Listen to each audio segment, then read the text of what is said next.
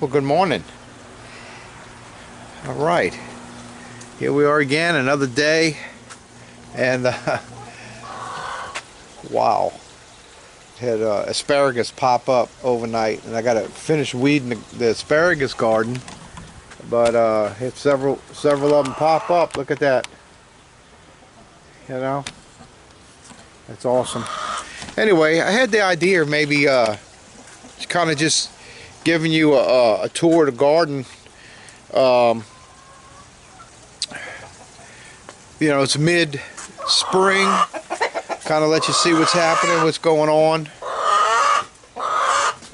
From the last update I did, the tour, let's say a tour of the spring garden when we started just setting it up and planting everything, till now, just you know, 2 months later, how everything's looking, you know. So I'm gonna start with you in the back here, with the chickens and the back of my property. And any of you guys that have been following me, you know, I kind of had a desire to kind of, you know, raise like 2 pigs and try to keep it, you know, under the radar, whatever. And I was going to use this area back here, and it's kind of overgrown right now, and I need to get in here and fix it.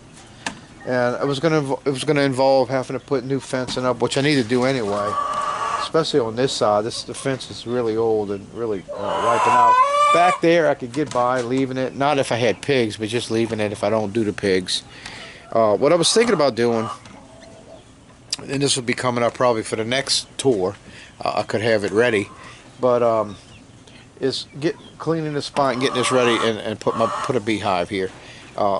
One of the reasons I even hadn't made the beehive yet is because I didn't know where I was going to put it. I didn't have any place to put it, and the only place I really had to put it was over on that side of my yard. But it would be where if I had to have air conditioned men come by to get to the air condition, they would have to pass pretty close to it. And I didn't want to do that to anybody. If somebody has a fear of bees or even allergic to bees, I didn't want them to be there. So I didn't build my beehive, but I will now, because now I made up my mind that I'm going to fix this little area up back here and put the hive. And this keeps it in the back of the property.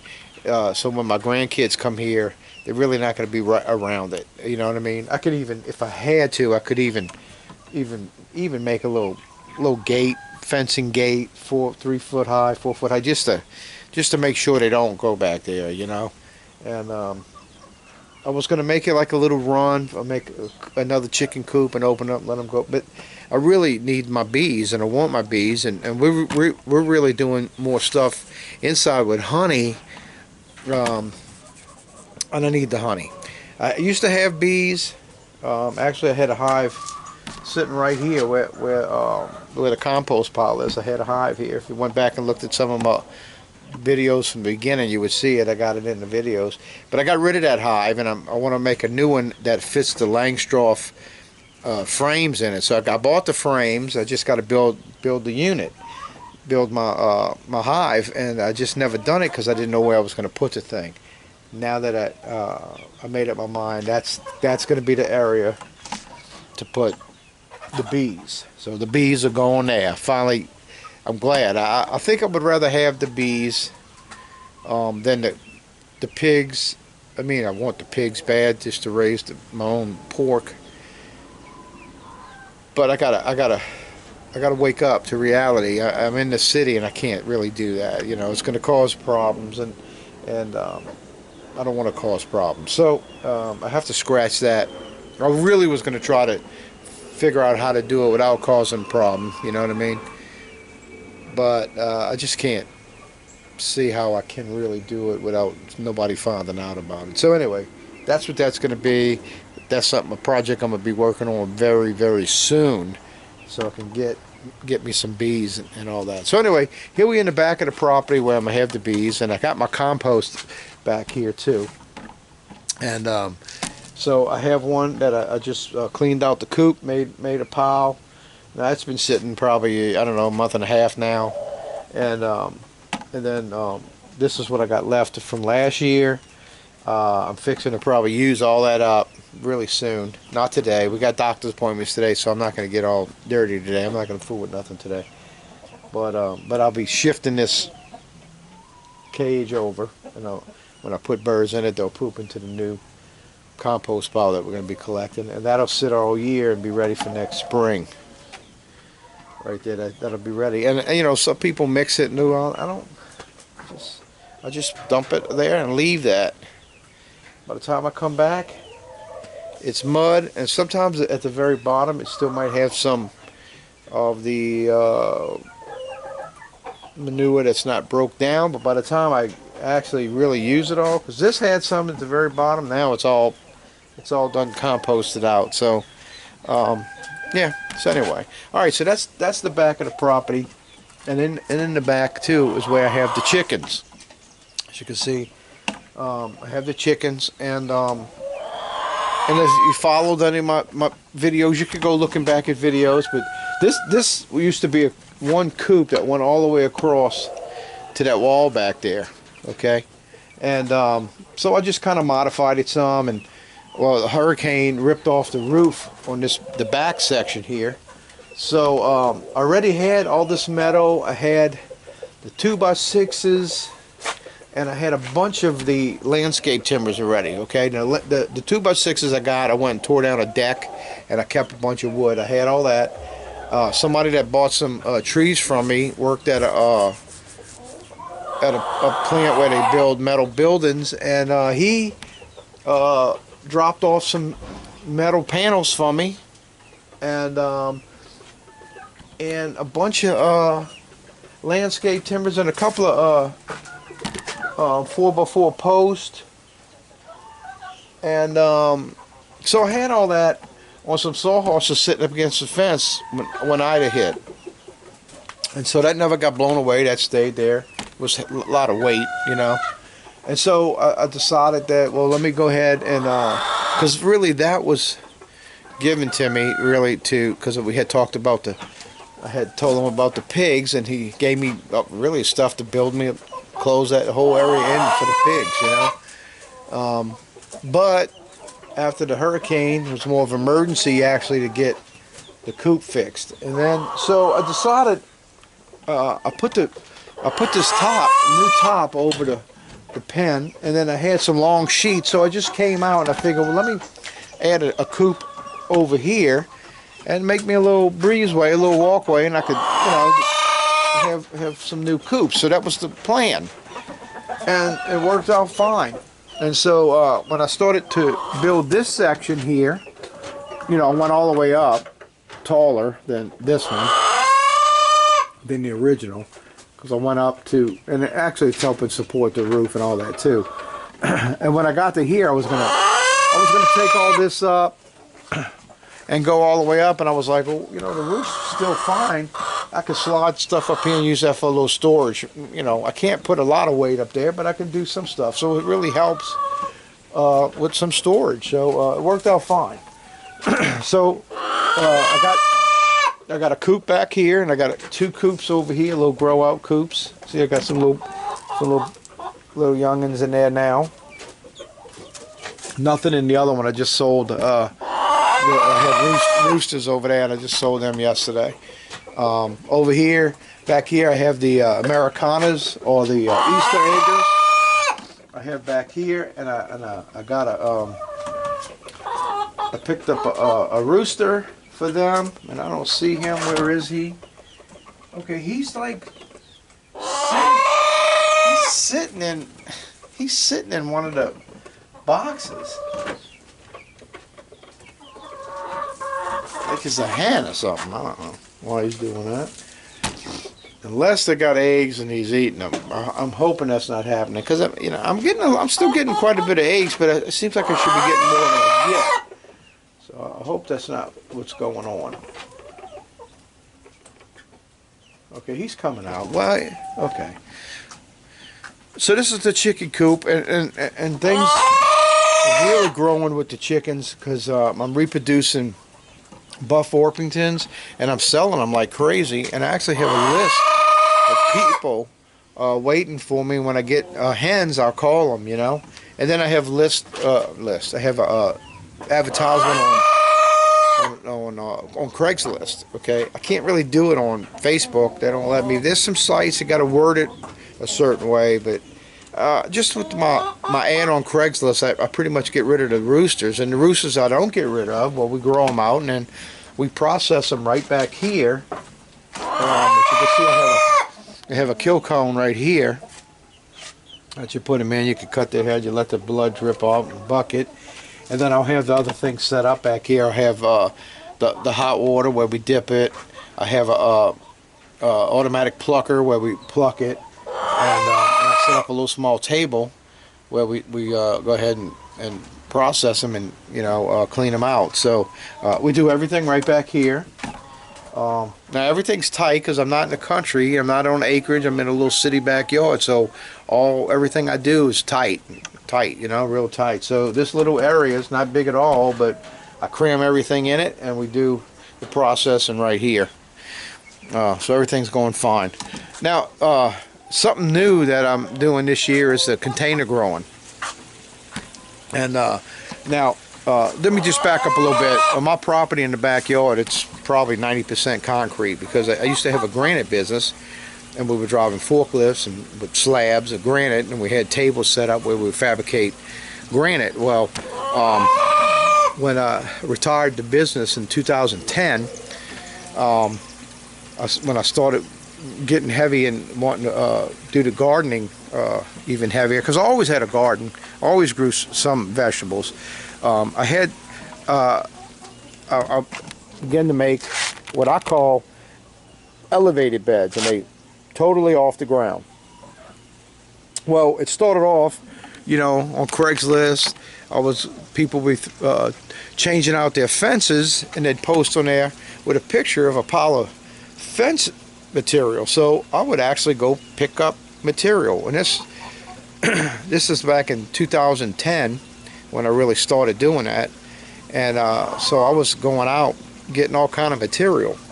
Well, while I was out there, I'm picking up stuff off the street, people throwing away all the time, and I started just picking up furniture and appliances and things, all kind of stuff I would pick up in the streets that people would throw away, and I'd come back and have garage sales and have a garage sale and make $1,000 on a garage sale. It was crazy.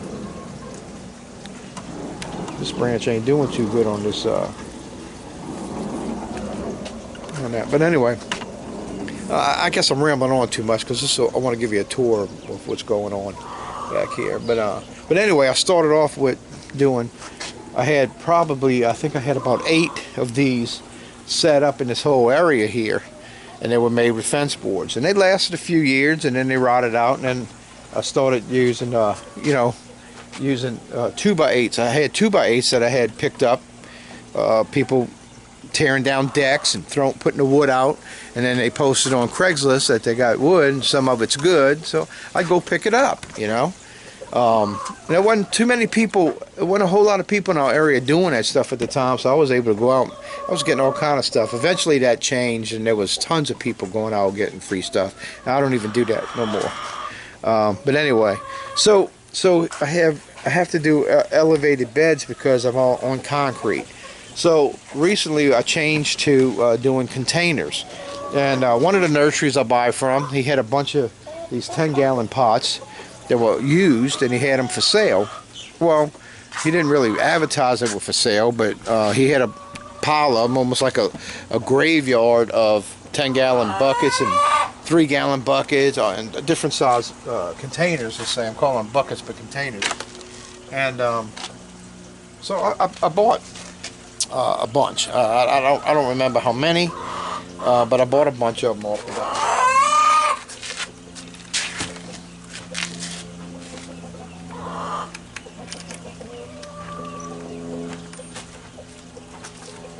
Not knowing I was going to do all this. So it wasn't like I just bought them. He had them. I just bought them just to have them in case I would ever need them. And then all of a sudden the idea came up. And this was the first bed right here that I tore down. I had strawberries in it. and I tore it down, and because it needed to be redone. Okay, it was rotted out, and I just went ahead and did it with the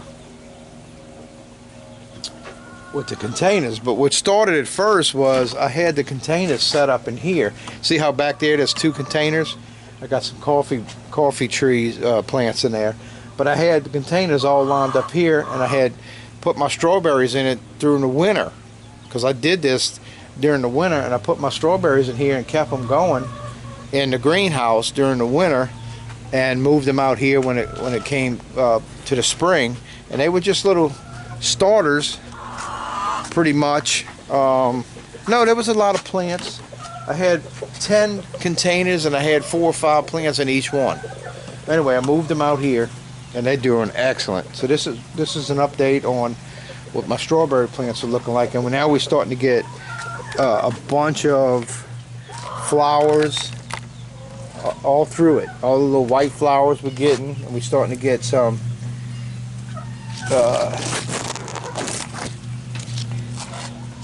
strawberries. It's starting to happen. Now we've been getting some, not a whole lot, but it looks like it's gonna start increasing now on us as the weather's getting probably right for this.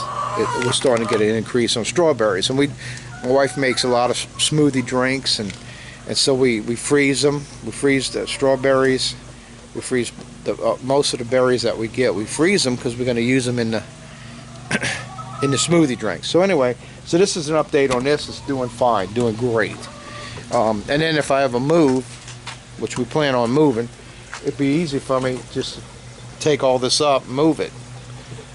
It'd be a whole lot easier than trying to move that, you know. I'm gonna have to unload all the mud out of there when I go to move that, and probably get some containers and fill them up with the mud so I can move it. Well, now the way I'm converting over, it's gonna be easier for me to make the move. All right, so that's strawberries, and then so I was having so many strawberries, and they create runners, and you get more and more, that I went ahead and cut the little plants off and planted them, and now I got more growing here. So I got 4 or 5 plants in each one of these containers, and these heavy ones here, these older ones, I had a few older ones that I pulled out of one of the other pots. I had some growing in, and I stuck them in here. So so by next spring, these are going to look like that, you know. So we'll have quite a few strawberries, and hopefully if we move by then, I can actually even increase my strawberry patch, you know, and make it even bigger. So that's going good. So I made these little stands with cinder blocks and landscape timbers. Probably the 2 cheapest building materials that you can get at Home Depot. Cinder blocks are $1.50. And the 8-foot landscape timber like that is $4.50, cheap. So it doesn't cost that much to make you a stand. And the pots we used, I got them for I think 50 cents a piece or something like that, really cheap. And I think it's 50 cents a piece. Could have been 25 cents a piece. I can't remember. And but anyway. And out of all the ones I bought, maybe 5 of them were bad where I couldn't use them, you know what I mean? So it worked out good. I got 10 of them over here for these strawberries, and I got 10 over here for these strawberries. And so everything's going good. So what I decided to do, because with the spring coming up, I wanted to have my tomatoes and cucumbers growing up. I was like, well, where I'm going to do it. So I decided on the back of these, I added a little shelf, put 2 uprights, added a little shelf in the back, see, like that, with a 2x8 that I had laying around here, and I put some 3-gallon pots, and I'm growing my cherry tomatoes in here.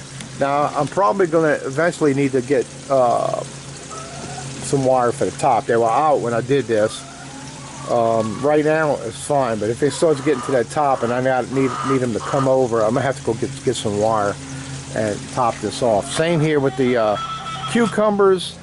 I made a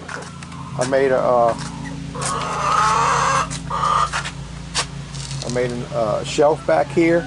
Put the 3-gallon pots, and we're gonna grow my cucumbers. Now they were late getting started because I couldn't get my cucumbers started because every time I planted them, I had something digging them up, and then after I would cover them, I finally got them to grow, and something was eating them, and I was having trouble for a while with squash, zucchini, cucumbers, and my sunflowers. Something was eating them, and I think it was a mouse getting in my greenhouse and doing that. A mouse or a rat or a squirrel or something like that was getting in there, so, and eating it, you know. So anyway, I got that taken care of, but I'm behind planting the cucumbers, and they don't look too good, but they're growing slow, so I'm not sure. Hopefully they're going to take off soon. I'm hoping they will. Alright, so I did the little shelves behind these two things. So this is all upgrade from the last video when I started the spring. Okay, so then I made this one here. So I was getting down to the bottom of the cinder blocks that I had, because I had a bunch of cinder blocks laying around here for years, because that's something else I collected years ago. People getting rid of them for free, and I would pick them up. You know, back then you could probably buy them for 75 cents a piece. You know, now they $1.50. But so people, if they had extra, they were doing a project, they had extra, they just put an ad on Craigslist that they had, you know, 10 cinder blocks, you could have them. So I had a bunch of them here for years, and so that's what I started using. But then I ran out and I had to start buying some more, and that's why you see some used and some new cinder blocks. And then I purchased the landscape timbers. Now, what started off with the landscape timbers is that I already had some. That's what got me. I would have never probably thought that, because when I built this one, I used 2x6s that I had, you know, like all this material up here. This is what I had left over, and I made this bed with it. Okay, so all right, so in this one I got 10 gallons, and right now I just have like one plant in each one, a zucchini, okay, or the squash. It's both. I got a mixture here. I don't remember which ones are which, but on the end one here, I went ahead and did something. I put some of this Mizuna. It's something new I'm growing, and actually I'm going to cut this down today to see if it's going to regrow like the lettuce did. So I'm going to be cutting it to put in a salad. And here's some parsley right here. Here's a little, what is that? It looks like some thyme. I might have stuck some thyme down here. It looks like I did. Yeah, that's some thyme. That's a little pepper. So, and then I put some basil and some peppers in this one here. Just love the smell of basil. So this is going great. And in this bed here, I stuck. This was I did this first. I planted this one first because I had this already. And so we're just about starting to get some squash. All the squash, plenty of flowers, and we're getting plenty of them starting to come out. And then I also I got peppers growing in here. See, little peppers. So things are growing in here, even though they're getting shaded out a lot. They're still growing pretty good. And so that's what's going on. So that gives me my tomatoes, cherry tomatoes, my cucumbers, which we're way behind on, but we're hoping they start taking off soon. And then I have my squash and zucchini basically going on here. And then I got some more of this Mizuna. And then I got, I got volunteers that grew up from some bok choy in there, and they're growing because they're in the shade, so they're doing good. So anyway, excuse me. So that's what's happening with this grow bed. So this is really doing good. Now, another new addition is this the shade house. And I wanted to do something here because, man, the sun beams here pretty harsh during the evening hours basically, or after lunchtime till the sun goes down, it just gets total sun. And then when it's summertime, it's just so much hotter here. And this is my herbs, and I knew that in the middle of the summer these herbs ain't gonna be able to take that heat.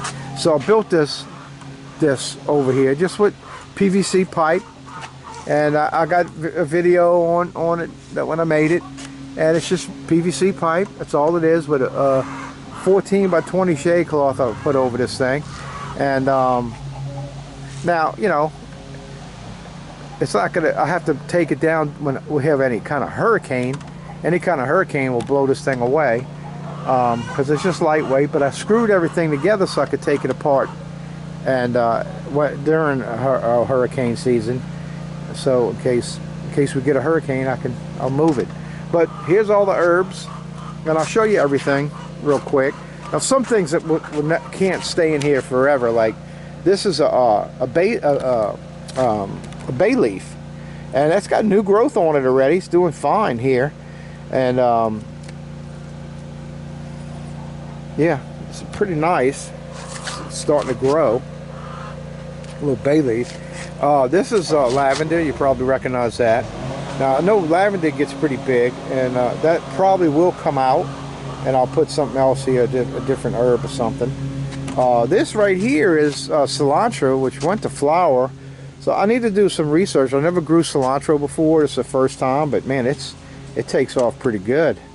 I don't know if it's still good when it flowers or not. I don't know nothing about it, but I need to do a little research, find out a little bit about it. Now back here I got some cayenne pepper, and I got some banana peppers here, and they're growing really well. And the plants are small, but they're putting out some peppers. But they're gonna have to come out eventually too, because they're gonna need more heat than what they're gonna get in here, I believe. This is some onion chives. They're doing well. This is some lemon balm I put in here, and it is taking off, guys. Oh man, when you rubbed it, oh, it smells so lemony. It smells really good. And all right, this is a mint, and this is good. This mint's nice to have. I wouldn't plant mint before because I done it years ago, and man, it was pretty invasive, and the roots take over. I had it in an herb garden that I had, and it took over. So I said I'll never do that again. But now that I'm doing pots, I can keep it separated. So that's pretty nice. So now we can have this and use this, you know, tea making and things like that. You know, this is dill, and this dill all of a sudden took off. It took off so high that it hit the top and actually bent over, and it broke. It had a branch right here growing up. It broke off, and so anyway, it's doing well. There's another pepper plant that's got to come out. That's a Brazilian starfish pepper, and it doesn't have any more peppers on it. I kept them alive all through the winter in the greenhouse and everything. So there's some more basil right here. Parsley. This is some lemon thyme. It's got a lemony. So it smells so good. Of course, this is my rosemary. I've been having this rosemary for a few years, and it's doing really good. Same thing with this oregano. It's a couple of years old. Now it just flowered and all. And that's sage right there. So that's what's going on here. This is my little herb garden, and hopefully the shade cloth, the shade house, hopefully the shade house is going to work. That's the plan. Hopefully it's going to work. So before I move any further, I'm going to show you this area here. This is the area here where we started growing corn here, and a week later I planted this corn, and then a week later I have 6 okra plants. 1, 2, 3, 4, 5, 6, and I got 6 6 sunflowers in the back. So we're hoping that takes off, does well. Most of this here is going to be for the chickens, what I'm growing here. It's going to help me to kind of like help with the cost of the feed some, because feed's crazy. And because my situation here, I have all this concrete, and this is the only ground I have right here. I can't let my, if I let my chickens loose in the yard, they'll be eating all my herbs, all my plants and everything. So they stuck in the coop. So every bit of food they get comes from me feeding them. So and that's getting expensive, especially as I grew, increased in chickens. Now I'm selling more, and I never did sit down and really figure it out, but I think it's probably paying for itself. You know, I believe it is, because the price of stuff is going up, but even the price of the birds are going up. I'm getting a lot more money than I thought I could ever get for a chicken. And so yeah, so it might be weighing out, but just in case it ain't, and just for some help in that area where I can save on maybe cutting down on 50-pound bag a month. I'm gonna try something here. I'm gonna try this. You know, now, I got to do some research. I ordered a thing that you can put the corn in, you turn it, it takes all the kernels off. So I gotta see the process of drying it out so that they can have it for themselves. And we're gonna have plenty of okra. Now, I don't know if they eat okra or not, but if not, I could bag it up. I know I could sell pounds of okra. This is a big item in Louisiana because it goes into gumbo. And so they use okra a lot down here. And all right, so anyway, just to kind of finish dressing all this off, I put some plastic down on the ground just to keep that grass from growing. So I just got some weed eating to do around the edge and behind the house there. But I went ahead and put, I grew some dragon fruit, and I just trimmed the dragon fruit, all the pieces growing out. I did it on all of them.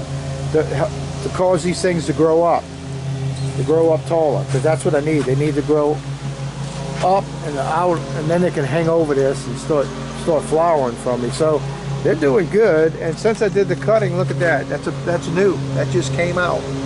That wasn't there before. And there's another one here. That's brand new. That grows right there, and I can see some growth on that. So all this is looking good. Now I do have some more in the greenhouse. I am going to plant out here because I got room to put more in here. And so after cutting all that, I can plant it. But you don't want to plant it right away. You want it to kind of, harden over on the cut. You harden it over. You stick that in the mud, and it'll start rooting. So that's what's going on here.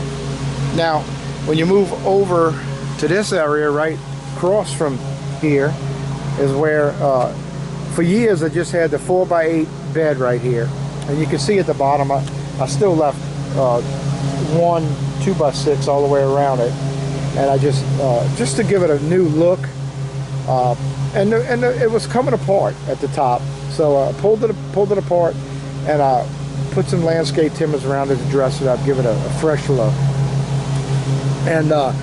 And because I get shade around 2 o'clock, 2:30 starts up in here, I really never, the asparagus I planted here never did ever come up. They would just come up on this side over here. So I went ahead and put the ginger in here, because ginger is something that's like indirect sunlight. It's not getting indirect sun, it's getting its sun, but it's only getting the morning sun till about 2 o'clock. So it's not going to get the summer hot, torrentious heat. I think it's going to do fine here. I used to have a dragon fruit over here, and out of all the places I had it, this was got the less sun, but it grew the best right here. And the areas I had dragon fruit in the front of the house where they got a lot of sun, because I thought they needed a whole lot of sun, they actually got stifled in their growth and really didn't do much, like the one back here that got the sun cut off at 2 o'clock in the day. It grew great. So that's why I put these over here. That's one of the reasons I put them here. Okay, I got the 3 dragon fruits, and I got 2 bananas. Now the bananas might have to move. I'm keeping an eye on them, but they are growing, and I'm going to see if being here hinders their growth. But they're in pots. I can take them and move them at any point. And those are Cavendish bananas. They are dwarf Cavendish. And I'll sell a lot of those, and because I sell those, I made a little reproduction station right here,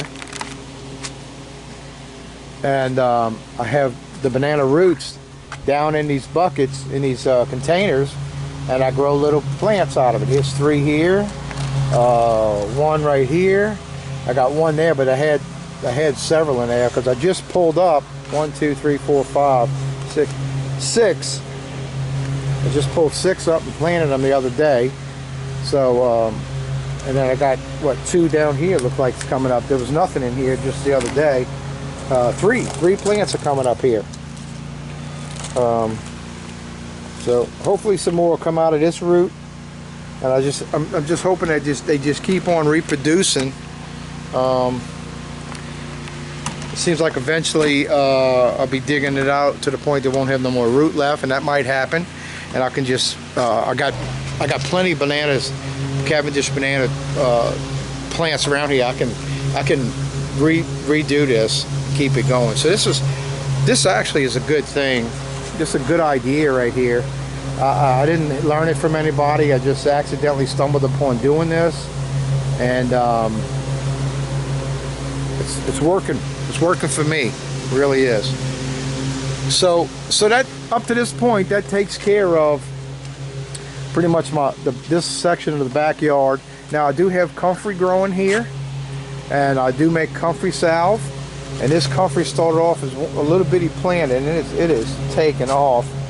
And this is a plum tree that's stuck in here that I planted it. It was actually an air layer off of a tree, and I'm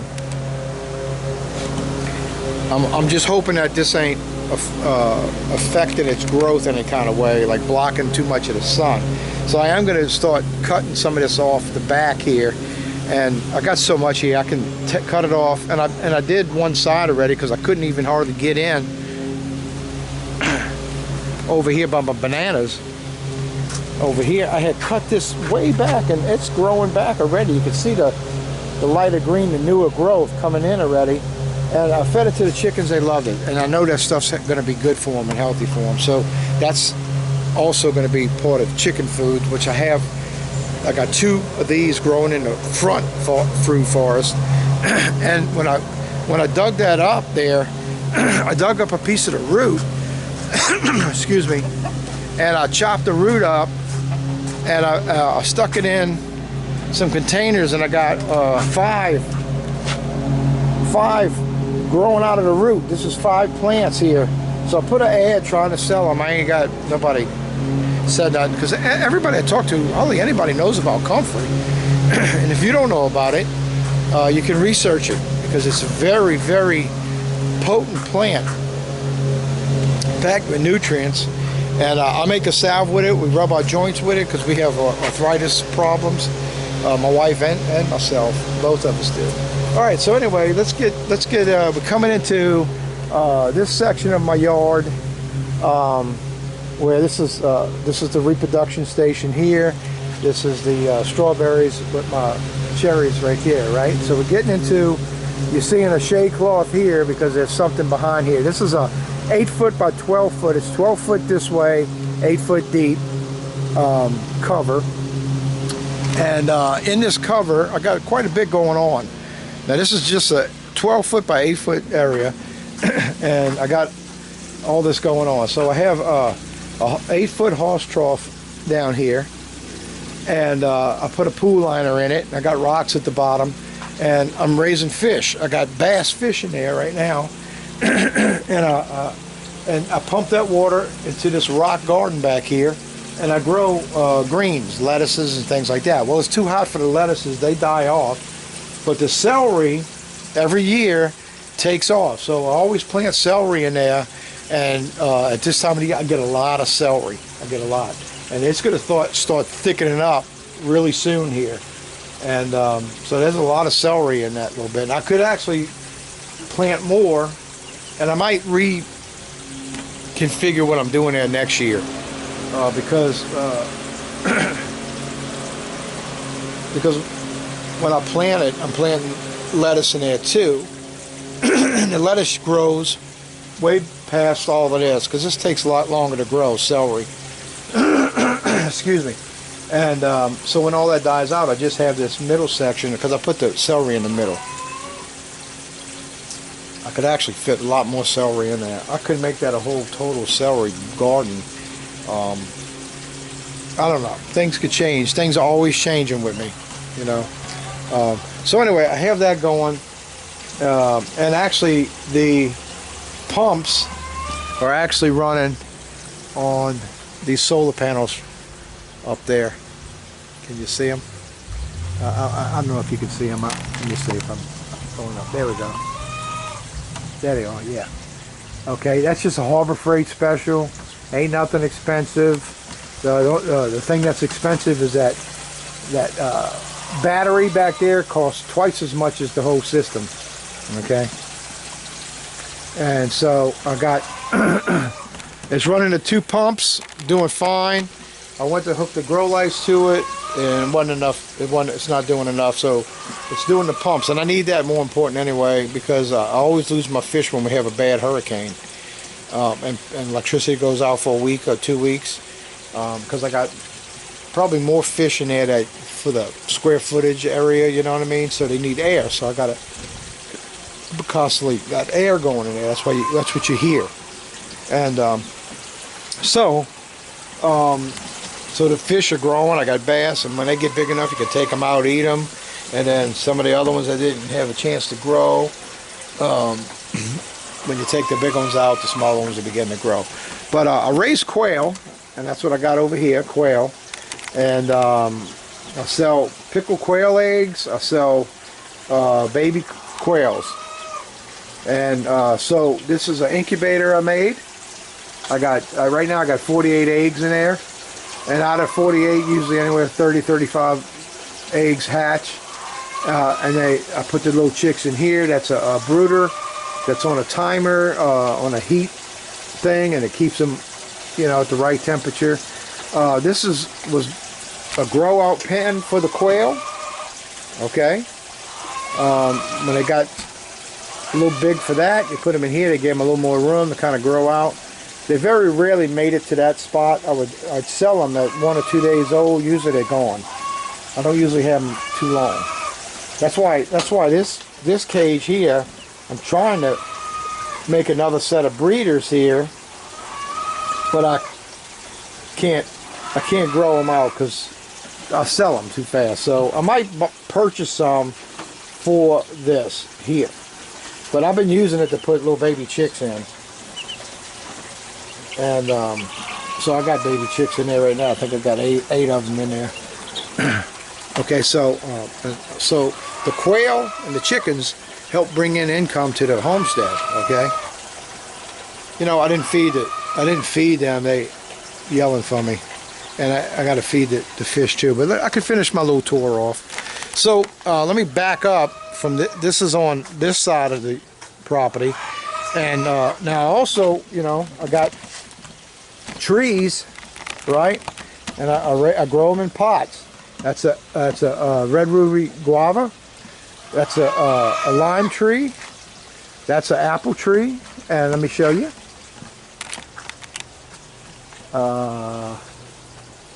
Let's see. I'm hoping I'm on it. The sun's blinding my eye, but there's an apple there.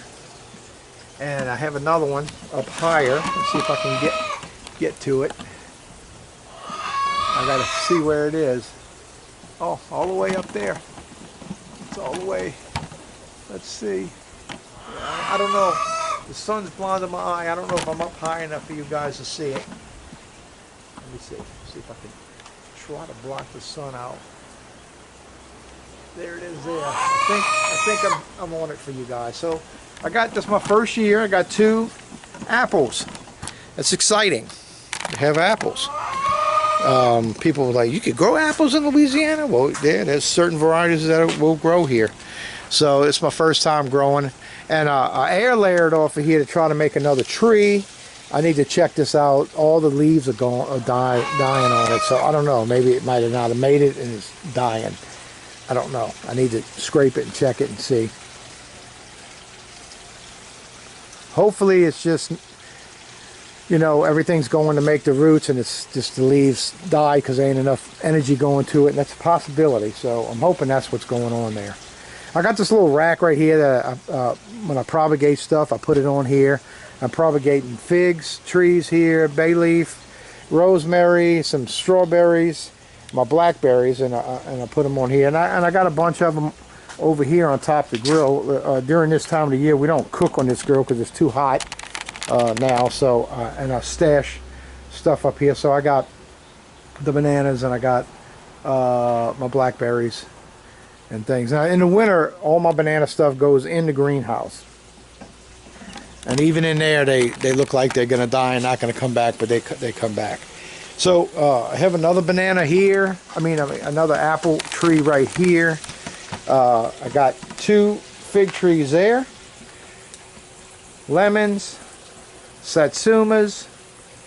There's an olive tree behind it, and it puts out a lot of olives. I got to figure out what to do with them. Because there's a problem, you just don't pick them and eat them. I made that mistake. This is a grapefruit. This is a Louisiana sweet orange tree, which is its first year. It's got a few oranges, not too many. And one just fell off just now when I did that.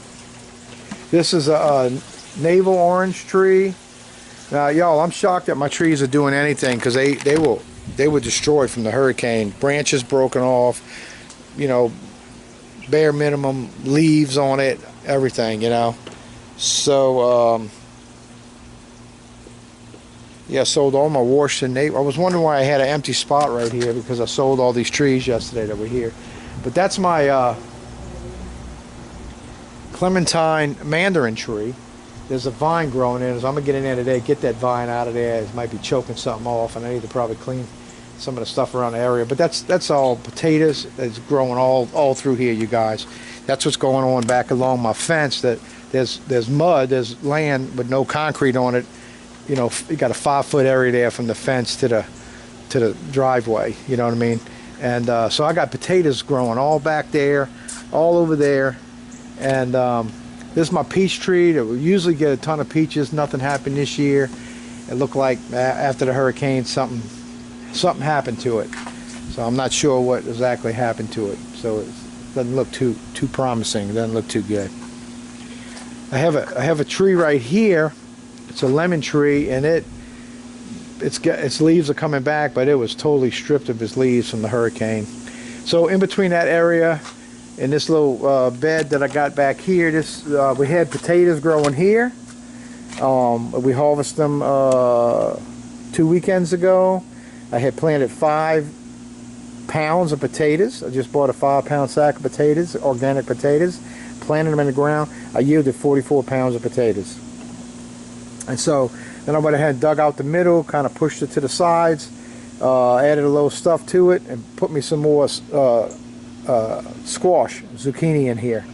So that's what we got growing there now. Here's a banana tree, a Cavendish. And I just dug one of them out and replanted it yesterday. There's another one growing back behind it, which I need to separate that so that this thing here could grow and get me some bananas. There's a couple of tomato trees, plants I put in between all this. It's temporary. Here's some more tomato plants. A little thing I made. I had a piece of wire hanging in the garden. I took a 10-gallon bucket. I kind of bent the wire around, made it round, fit it in there, filled it with mud, put me some tomato plants in there, and it's doing really well. As you can see, nice sized tomatoes. Doing well. Now, as we come down this way, this is the area here. I have right there is a plum tree. And no plums. Nothing happened this year. So hopefully next year will be the year. I'm seeing wasps flying around it and on it.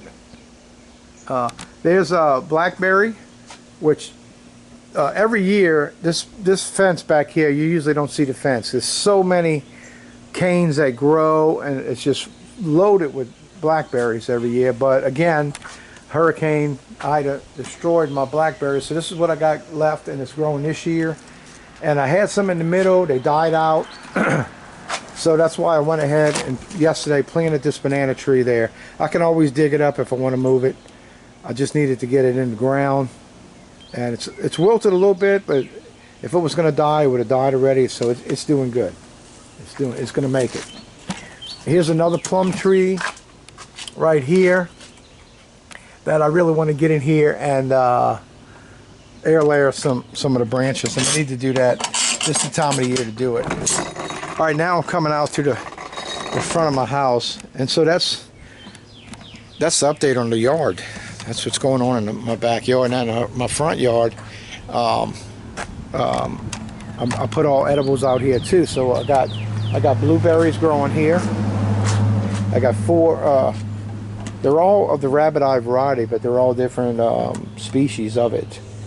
I'd have to get down there and look, but I think there's a Premier, a Tiff Blue, a Climax, Brightwell, an Austin. I can't remember. They're all different. This is another one here. And they're all pretty. This one's really loaded down with blueberries. Look at them all. They're all over the place on here. So I got 1, 2, 3, 4, 5, and I got another one down here doesn't have too many berries on it. That gives me, I have 6 blueberry bushes in the front here. That's a huckleberry, which I haven't gotten any huckleberries this year. And I got another huckleberry right there, because I think you need 2. I'm not sure if you do or not, so I just put 2 in here. There's another banana, Cavendish. There's another Cavendish banana. This is my little sweet kumquat tree, which is really starting to really grow right now. It's growing a lot, and it's full of little bitty white blossoms, which the blossoms are going to probably get bigger. But look at it. I mean, the tree is full.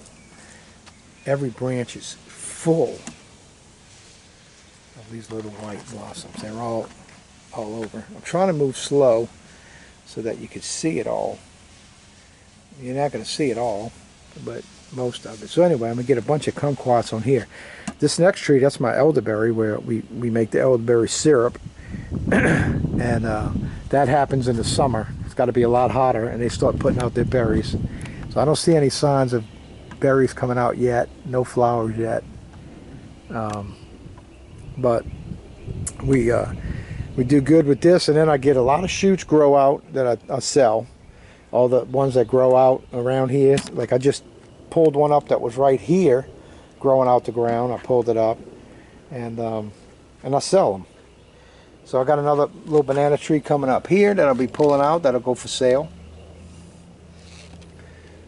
Yeah. There's another comfrey. This is a loquat, which I had a big one here, but it got knocked down and broke from a hurricane. This is my mulberry tree, which I already harvested a ton of berries and made some mulberry jelly. It's really good. The kids love it. This is my other blueberry tree, another comfrey. This right here is a pomegranate. There's a few flowers on it. I'll probably get a few pomegranates on it. This is a fig tree, a Celeste fig. I got area back there. I had a banana tree. That was one of the roots I dug up, and this was a banana tree. I dug up these roots. That's what I got in the back that I'm reproducing. Bananas, the Cavendish bananas. This is sugar cane I got growing in this area. And my next project is to get my border back in order and get these painted and get all this set back in here and border this off and have it all screwed together so the next time we get a flood or something, they don't go flying off. I got bananas in the back. Now these are not the Cavendish bananas. These are another banana. I really don't know the name of them. But for years we were getting, 300 bananas a year. So but last 2 years we didn't, because just the way the weather was, the hurricane and that auto blast we had. There's a flower right there. And it's got some bananas on it. So it looks like we're going to get some more bananas on there. Hopefully we get another flower somewhere, come out another couple of them. I might have to get in there and remove some pups to get it. because I just recently cut that and separated that, and I think that's what caused that to happen. If you have too many pups coming on a mother tree, you're not going to get that flower, and you're not going to get bananas. What's going to happen is it's just going to, all the energy is going to go to keep the pups alive. So that's bananas. I don't know the name of them, but they're good, and they're about the size of the ones in the store. Okay, so this is my front yard fruit forest. I got a lot more I can plant in here. I got some things in the greenhouse, like my coffee plants. They need indirect sunlight, and I was thinking about planting on each side of this A-frame, planting them one over here and one over there, and let them grow under the canopy of the mulberry. And just in here, I tried to grow something that would grow on the, I forgot what it was I had in here, but it didn't do good. It didn't make it. Well, I'm gonna put the coffee in there, I think. And I got a couple other things in the greenhouse that I'm going to move out here. I got some artichoke plants that I want to plant out here. The coffee, the turmeric. So I got several things in the greenhouse that I want to get going out here. So yeah, guys. So there's the tour. That's the tour. Mid-spring tour 2022. All things beautiful homestead. I'm in a city-sized yard, you guys. That's a lot. That was a long tour. I know I talk a lot, but I wasn't trying to stretch it out to make it seem bigger or longer. I got water dripping here, so I got something leaking. I got one of these cups leaking. I'm gonna have to get in there today and fix that. I gotta have all that stuff up to par. We're going out of town to do a conference in North Carolina, and so I got to have everything where they're going to have food and water for a week. And so when I make my cages, when I do anything with animals, I set it up to the point where I can go away and they can have enough food and water while I'm gone, and somebody don't have to come over here. The only thing I would need, I asked my daughter to come and collect the eggs, because if the eggs pile up too much, they could start accidentally break them, and once they break one and get the taste of it, then they start trying to break them and eat them. I've had that happen before, and because I'm always here on the homestead, this is what I do for a living, when that happened, I just started collecting eggs as they laid them, and they forget. I guess they eventually forget that taste, and that they want to break an egg, and they eventually stop doing it, because you're pulling the eggs out, and then if you leave them in there, you can see that they don't break them anymore. So it's happened twice to me, and I don't think, if I wouldn't have been home to be able to do that, probably couldn't break them of it, because you got to stay on top of it, you know. And what's good on the weekends, I got granddaughters here. They love going in there and collecting eggs, so they're going in there every hour and a half, 2 hours. They're going in there checking for eggs, and they'll pull them out. So that's a good thing, you know. So anyway, just a sweep of everything this way, and next is going to be coming where rainwater catchments. I got to get all that going, get that figured out. Oh, that's a navel orange tree back there too.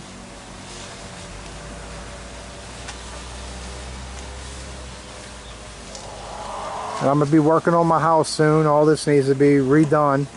That's the only thing now that's looking kind of hideous. I need to get it. I got to work on my house. If we want to sell anyway, it has to all be fixed up. Anything's have to be fixed. But here we go. This is what we're looking at so far from this spot. And then, now of course you see all these trees, because I sell trees for a living. You see trees, and this is really not as many trees as I normally have. I can't get any more trees till the fall. The suppliers are out since the pandemic, and there's a movement going on where people just starting to grow their food. Since that, the suppliers run out really quick. That's a weed. That, look how tall and big that weed got, because I'm not staying on top of none of this, because I had so many trees here I really couldn't get in there. And after I did the bananas, the potatoes, I didn't worry about getting back here. That's my only junk pile right there, and I need to get that cleared up. I'm down to that. I used to have more junk and bigger junk piles, but I'm down to that little bitty spot. So anyway, all right, guys. Well, it was a pleasure to show you guys everything that's going on here. I mean, I needed to kind of just look at everything and check everything out close like that. The only thing I didn't really show you guys was inside the greenhouse, and there's usually a lot going on in a greenhouse. A greenhouse to me is like a cell phone. Like, how did I get by without one? Because once you get one and you learn about how you really use it, you're like, how did I do any kind of gardening without it? You know, it's very important. If you have one, you got to get shade cloth for it, because the wintertime, the summertime is very brutal inside a greenhouse, because it can get 2 and 3 times hotter in a greenhouse than it does outside. And I'm in Louisiana. We get pretty hot down here. So I have a fan that I have set in here. I just turned it on. Maybe I shouldn't have turned it on yet. I'll wait till I get out and turn it on. And so I got, as you can see up here, you can see the shade cloth. Well, I got one over the whole thing here, but that's a double. That's going over the shade house over there. So that's actually even the hottest part of the day is when the sun's over there. So this is blocking all that out. So that's really great. But I got all this going in here. You know, here's my pineapple. Check that baby out. Looks nice. That right there is an orchid, but it's when you get the flower, you gotta pollinate it, and you get the vanilla bean. Look at that. And I got stuff that I grew from seed up here. This is all my dragon fruit cuttings. Here's some more stuff here. I got grow lights hanging in here. I need to turn these on, these two on. These are the regular, they're brighter, so I'll turn them off at night. And I just got things taken off in here. Look, it does really good in here. All right, I'm gonna put the fan back on. We're gonna get out of here. It was pretty cool when I put that fan on. Like it's got a little breeze today, so it'd be hard to tell. But when there's no breeze and you come inside the shade house, you can feel in these little windows right here. They got 2 little windows of screen. You can feel it pulling the air through, and you feel a little breeze through here. It's really nice. It really is. I kind of wish I could have made that a little bigger and put chairs and sit in there, because it's really nice under there. It really is. I don't have the room for that. So anyway, all right, guys, that's going to wrap it for this video. I want to encourage you to grow food, man, and get started. What you see, what I've done here, did not happen overnight, guys. I've been working I've been growing food since I moved in my house. A year after I moved in my house, I moved in here in 1991. So 1992, I did my first vegetable garden, and I did one ever since. But after Hurricane Katrina, I stopped from 2005 to 2010. I stopped because I was so busy. My business was so busy, I didn't have time for anything in life. I was working from sunup to way past sundown, because I would still be in the office at 1 o'clock in the morning. We did that for years. And Mindy worked for me. We both would work 18 hours a day, easy, and more. We hated it. We hated it. So we finally got out in 2010. When I got out of it in 2010, I started, I wanted to grow food. And then I had all this concrete, because I had poured it because of the business. And I just started making these. I heard about raised beds. Well, when I heard raised beds, I didn't realize that they were talking about that. being a raised bed on the ground, I'm thinking raised off the ground. And so I heard the term raised bed, so I started making those, and I had, like I said, I had 8 of them all through here, and that's how I started. And I started with, I had my trailer. There's a guy out here with horses. I would go talk to him. He gave me free horse manure, loaded up, and I came in here, and that's what I started with, horse manure. I filled all my beds up with horse manure. Wasn't cut with anything, just pure horse manure. Things grew like crazy, and probably all the soil was originated from that, but we're talking, what, 12 years ago. So since then, I've got the chickens, and I've been incorporating the chickens and making a compost pile with the chicken manure. And look, just about anything that I plant, anything I grow, it grows here. Okay. I also went through the thing with the wood chips. I did that for years, and I packed wood chips on my property. And so where you see things built up real high, it started off because it was wood chips. Everything in the front fruit forest, I used to just put wood chips in there. I didn't plant anything. I just packed it with wood chips, not realizing that later on I'm going to do a front yard food forest. I didn't have that in mind. Didn't even know you could do that. You know, I don't know why I didn't think, but all of that in the front is rich soil. When you take a shovel and you come anywhere where you can get to the ground in my property, or even in these beds, you take a shovel, scoop it up, it's full of worms everywhere you dig at here. And it's all because of all those years, unknowingly, I was doing all this stuff, not like planning, well, I'm building my soil. I wasn't doing it. Like, I was just doing it. I called Energy, and I knew somebody at Energy. I could call them. He'd send a truck over here. They would dump free wood chips. And I did that for 4 years. And then the COVID thing hit, and I couldn't get them because they wasn't doing it anymore. And since COVID, I still haven't gotten it. So, but I'm okay. I mean, I'd like to get some, but hey, I can't get it.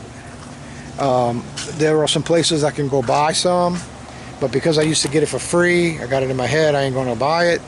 I'm getting by without it. But wood chips are good, and they're good for your soil. They're real good for your soil.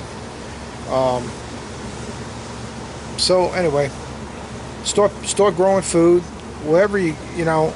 I committed to dedicating my whole backyard,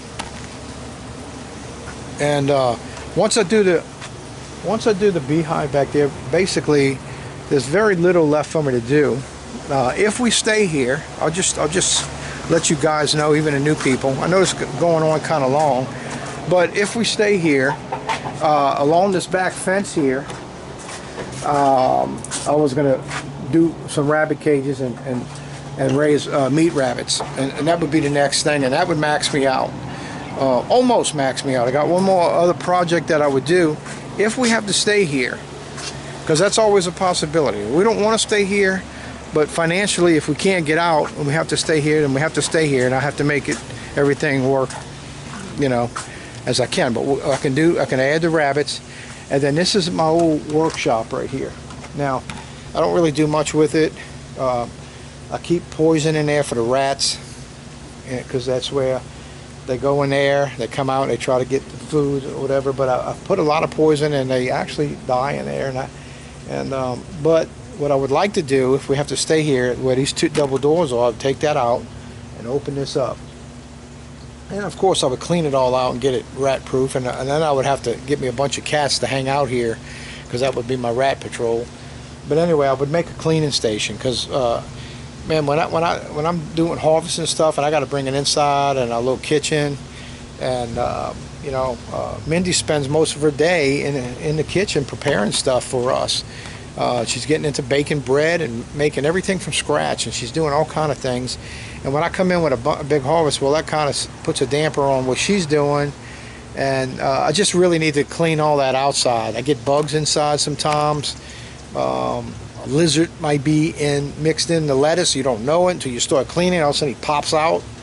Worms, all kind of stuff. So it'd be good to make this a cleaning station where I can clean everything out here. And then I was thinking right on side of here, I'd make a wall on the inside. Wall it off, fix that whole area up, which would be actually, let's see, this is 24 minus 8 would be 12. So it'd be 12 by 16 area right here that I would actually fix it up, put air conditioning in it, and make it a microgreen farm and grow microgreens. Now, I'm gonna do that regardless eventually. If we move on our property, I'm gonna set myself up to grow microgreens. If we don't, that doesn't ever happen, it's gonna happen here. So that would totally maximize everything I'm doing in my yard here, and I wouldn't have any space for anything else really, you know. And microgreens are very potent things to eat, you know what I mean? So anyway, all right guys, I can keep rambling on, but I just want to encourage you to get started growing food. If you're not, man, just wake up. Just wake up, because you can look and see what's going on. Have you been to Walmart lately? We went to Walmart yesterday. I mean, there's not nearly as much food as all on the shelves. Now, people are starting to get accustomed to seeing that. They're getting used to that. It's becoming normal. It's becoming normal for places to have, like, we got a church right across the street, and they a couple of times a month they got lines, thousands of cars line up to get free food from them. Thousands. I don't get in the line. I don't do it, you know. But the time might come, I might need to. And I know I don't do it because I'm into growing my own food. And I know that food has been sprayed with stuff. That's why I don't do it. But if you're starving to death, you'll go get food. So I don't want to be starving to death. I don't want my family to starve. So that's why I sold out my whole backyard to growing food. And let me tell you something. I can't grow enough food here to feed my family 3 meals a day all year long. I can't do it. It takes a lot more. It takes a lot more space. That's why I want to move. But if I can't move, I'm gonna do everything I can right here. Now, when I say you can't feed your family 3 times a day, I'm talking about full-size meals. We can survive with what I got going on in the backyard. We can survive. Okay. You have to eat smaller amounts of food. You have to ration it, whatever you got to do. I got food growing here that we can survive if things really turn for the worse in our country. If something really bad happened. That's why I'm doing what I'm doing. I was never a conspiratist, but I woke up to what's going on in our nation. I woke up what's going on around the world. And it's like, you know, I better learn how to survive. And then, you know, I get the Christians, well, man, just trust God. Okay, I do trust God, and God has been leading me to do this. Since 2019, he actually moved upon me to do the YouTube channel and show people what to do. I had no idea it was going to evolve into what I'm doing right now. I had no clue that it was going to turn into this. I didn't know what the heck I was going to really do. I just started doing it. And this is what it evolved into. And as I put my mind on it and started thinking about it, the Lord started filling my head with ideas and vision. He started giving me the vision and ideas. So, and here we are today. I can survive. If we had something major happen, I can survive. Me and my family. Now I have other family, other daughters with kids. There ain't enough. It's not enough to feed all them too. I got 7 granddaughters. You know what I mean? I have, you know, 2 more daughters and 1 son-in-law. That's, you know, that's 7. That's 10 more people, 10 more mouths to feed. I don't have that kind of food, that amount of food here to feed everybody. I don't have it, and I'm trying to encourage them to grow. So what I did with my one of my granddaughters was I took a 10-gallon bucket like this, and I put a cage in it. I put a tomato plant in it. I put a cucumber in it. Then I put a basil. I put a strawberry plant in it. I don't know what else. Maybe a sage in it, and it's all in a 10-gallon bucket, 10-gallon container, and it's growing fine. And she gets home from school, she shows me pictures of, she's got tomatoes, she's got her strawberries, has flowers on it. She's going to get some strawberries. She's only got one plant, but it's planting something in her, giving her vision to see where your food really comes from and how simple it is to grow. She comes over here, Big C, you want me to tell you how you can get this? Like she's starting to talk like she knows everything now, you know? And it's so cool because she's being confident, because she's seeing success in growing food. Because her mom kept saying, oh, I can't grow food, I don't have a green thumb, I can't do this, I can't do that. And it was getting into her head, well, we can't do that. So I put this thing together and made them take it home, and she's taking care of it and watering it. And I'll tell you what, it's changing all of their thinking, changing all their vision. And now she's confident she can grow stuff. So she sits down and talks about when she has a farm and all the things she wants to do.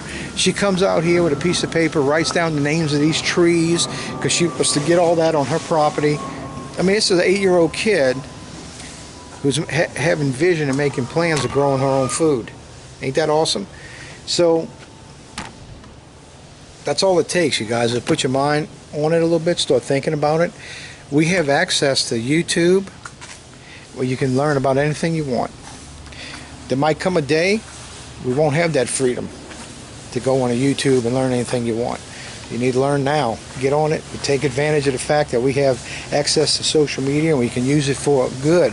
Use it to get some knowledge and learn about things. That's what I've done.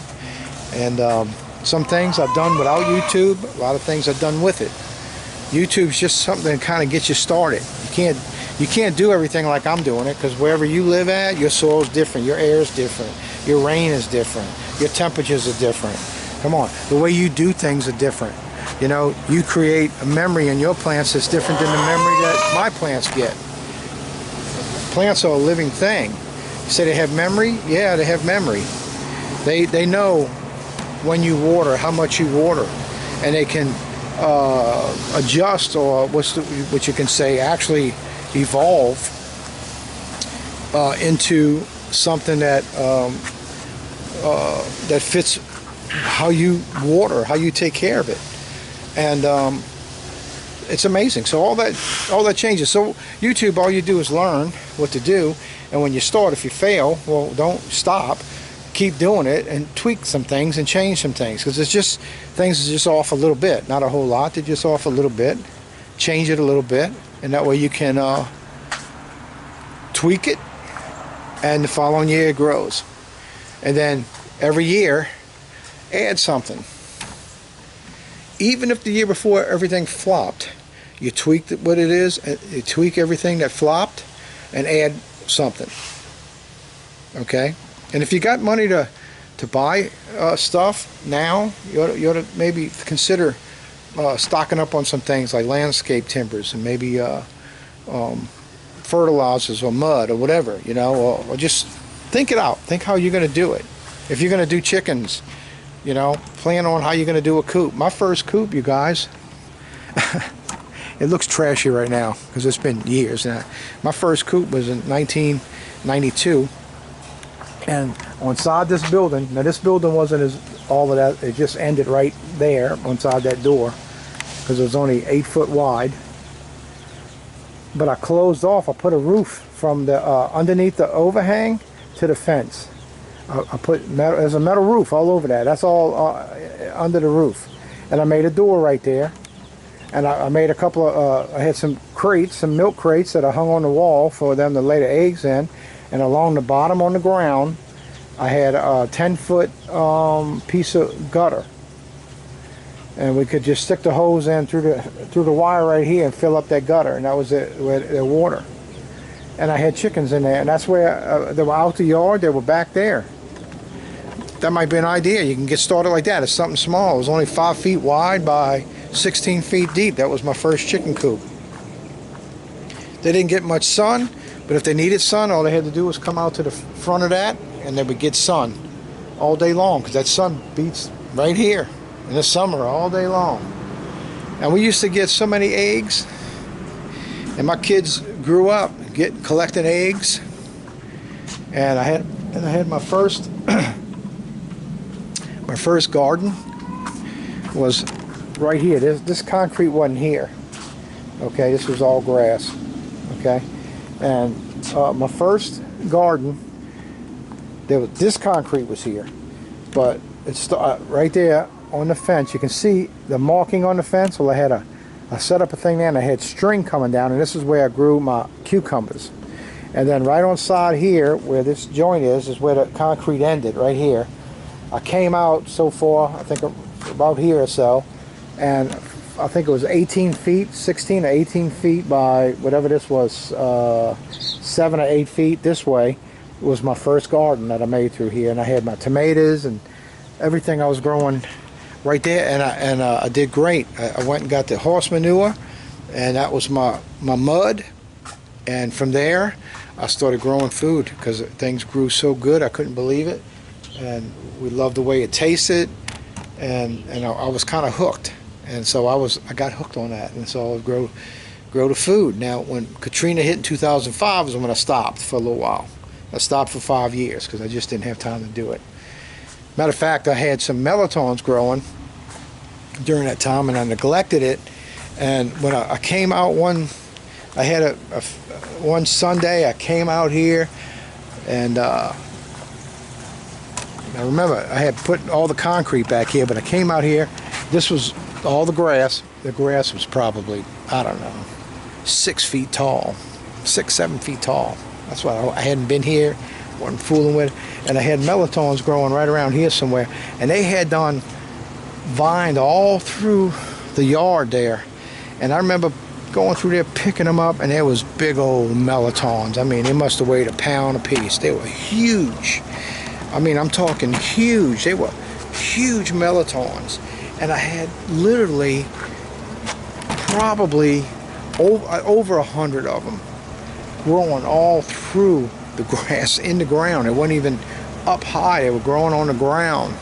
Melatones. I had so many of them, we were giving them away. It was way more than we could even think about eating. I'm saying all that because that's how it all started for me. And now it's evolved into what you see now. And so I've been working on this since 2010. For 12 years I've been working on tweaking all this and doing all this. So this didn't happen overnight, you guys. This is a little bit every year. Adding a little bit, tweaking here and there. Alright, I just want to encourage you to get started. Okay?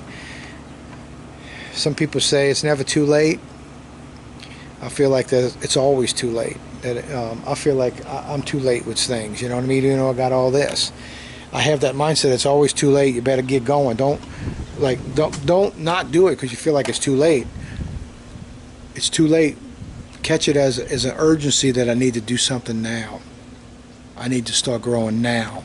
I need to start converting my yard with my pretty flowers that I can't do nothing with, that I just waste my water on, and my space that I waste on beautiful flowers. And I love the beautiful flowers, and there are flowers that are good for medicinal and attracting bees, and I don't know about that end of all of this because I'm just into basically the things that we eat.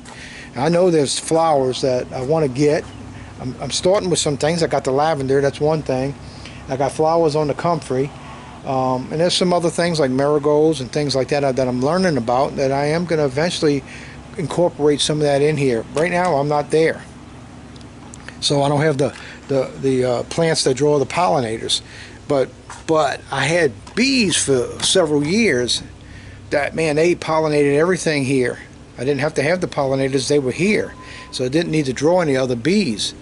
And then I lost them 2 years ago, so I want to get the bees back because I did see a major difference in everything when I had the bees. So anyway, so look, I'm just giving you some things to think about, but get started. Okay, get started, and don't be afraid. So I don't know nothing about it. Well, I didn't know much about it when I first did my first one. I had no idea. I bought 36. My first time I bought 36 tomato plants. You tell me I didn't have a clue what I was doing. I had so many tomatoes. We were so sick of tomatoes. I couldn't. I gave tomatoes away to everybody I knew, and we still had so many more tomatoes that was terrible off of 36 plants. So now, what I have? 4, 8, 9, 10. I got 11 plants. You know, we get plenty enough of tomatoes off of that. Matter of fact, we don't even eat those tomatoes anymore. I really don't really grow tomatoes. I grow the cherry tomatoes. That's what we use in our salads. But I'm growing these bigger tomatoes because what I want to do this year is I want to can them and make my own tomato sauce, or make salsa, make sauces for pasta and things like that. That's why I'm growing them. So that's what I'm going to do this year. That's going to be totally new for me to learn how to do that. But that's what I'm adding to my everything I'm doing this year, to can tomatoes and make a tomato sauce. So, all right, guys. Let me cut it off now. I know it's getting long, dragging on. My battery's about to go out. You guys be blessed. Start a garden. And I'll see you guys on the next video. Okay? Bye.